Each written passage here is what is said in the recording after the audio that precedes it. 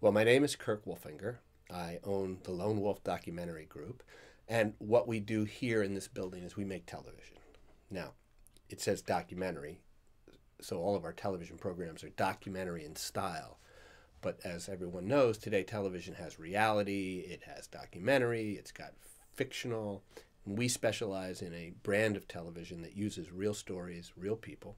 And we sell to National Geographic, to the History Channel, to Nova, and all sorts of various outlets that buy that kind of programming. And we probably do anywhere from 8 to 10 hours of television a year. Some years when we're really busy, we do 20 hours.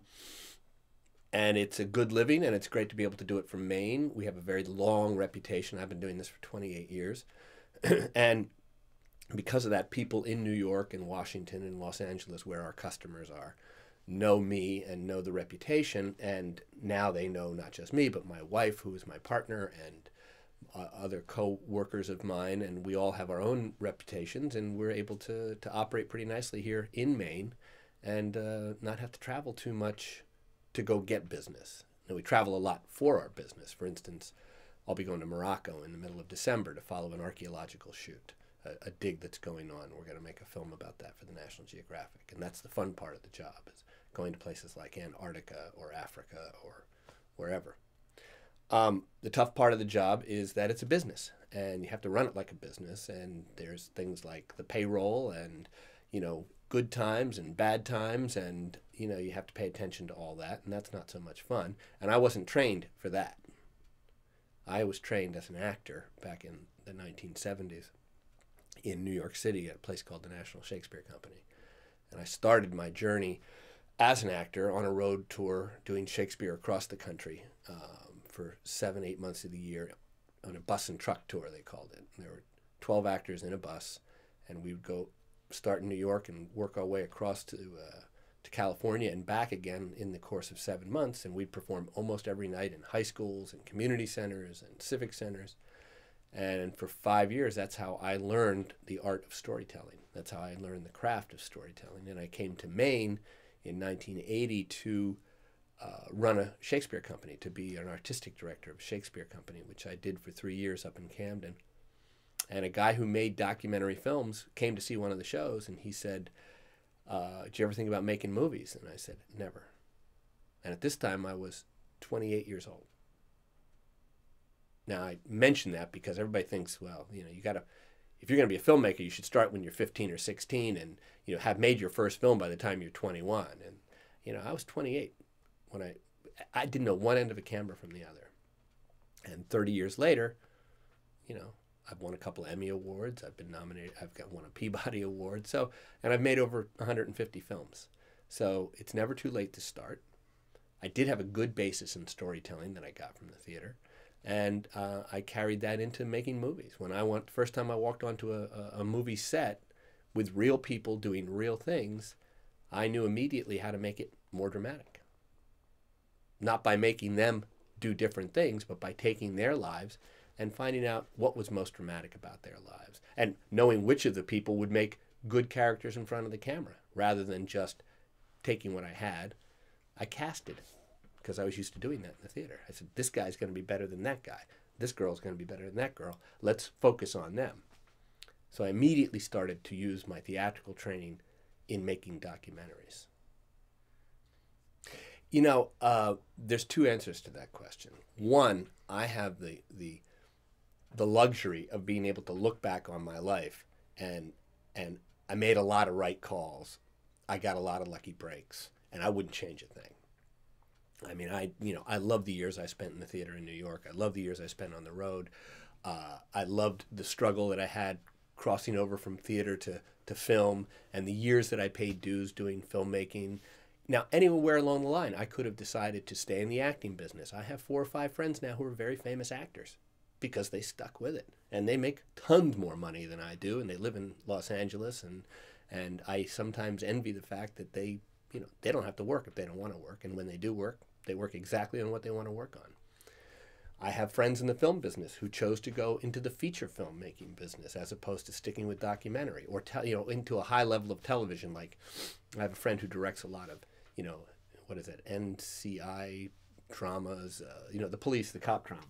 Does a ton of them. It makes tons of money doing that stuff instead of making documentary films. I have friends who made those decisions and they have benefited from it. And I look at them and I say, boy, they make tons more money than I do. Some of them are far more famous than I would ever hope to be.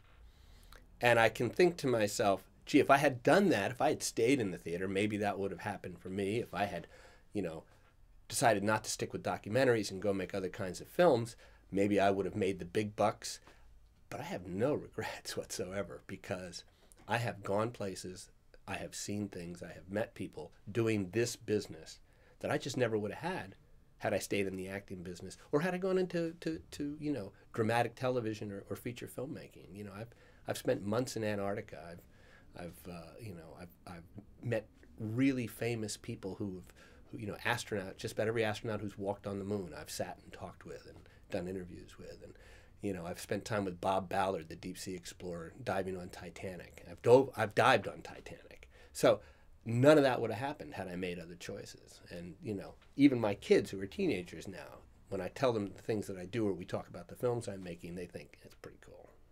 So, yeah, I don't have any regrets. Now, you know, if I could go back or advise someone, you know, now, the first piece of advice I would give is follow your passion. That's all you've got. You got one life. That's all you got. And if you don't do what you love, you're wasting it.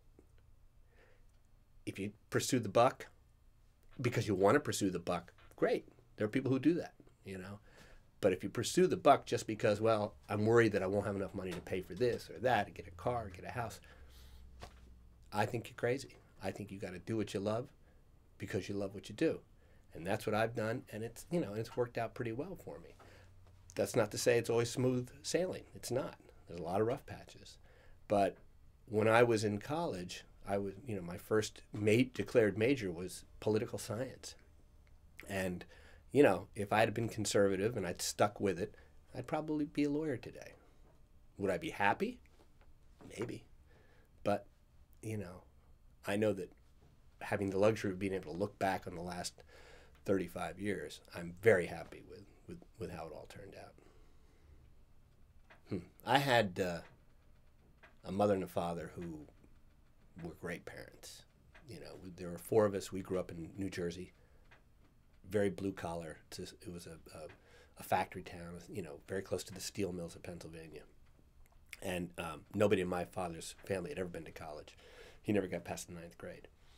And my father was great because he said, I don't care what you want to do. Do anything you want. Only two things that I insist on. You will go to college and you will pay for it. What you do there, what you want to major in, I don't care. When I changed my major from political science to the theater, I called him up and I thought I was going to get a ration. He said, great, terrific. He said, you know, you're pretty good on stage. I saw you when you were in high school. You're good. Yeah. Now, my mother always worried a little too much. You know, she was always, you know, oh, I don't know if you should do that. Oh, I don't think you'd be very good at that, you know. And so I think if I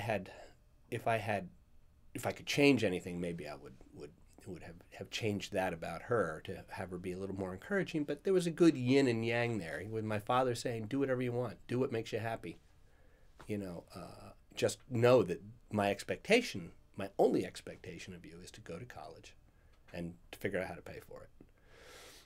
And, you know, I think my mother always sitting there saying, you know, oh, I don't know if you're going to get into college. You're not very smart, you know.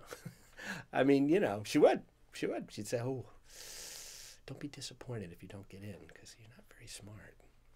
You know, so I had that, you know, I had those two things going on. And I think, you know, as much as my father encouraged me to you know, spread my wings and fly, you know, my mother was always there to say, oh, you could fall. You know, so, and that was fine. She didn't give me too much of a complex.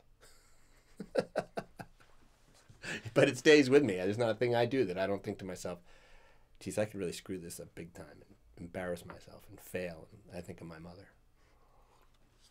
I was very lucky to have a father that I had. I mean, Jesus, he no more than a ninth grade education, worked in factories all his life. All of his kids, all four of his kids went to college. All four paid for it themselves. And that was one of the greatest lessons of my life. Is, just him saying, when you get out of college, you're not going to be a dairy farmer, which I was actually thinking about. You're not going to go into the Air Force, which I was thinking about. You're going to go to college. And where you go, what you major in, I don't care. But you're going to go because I think that's your ticket. In those days, in the early 70s, that was, you got a college education, that's your ticket to success. It ain't like that no more, necessarily.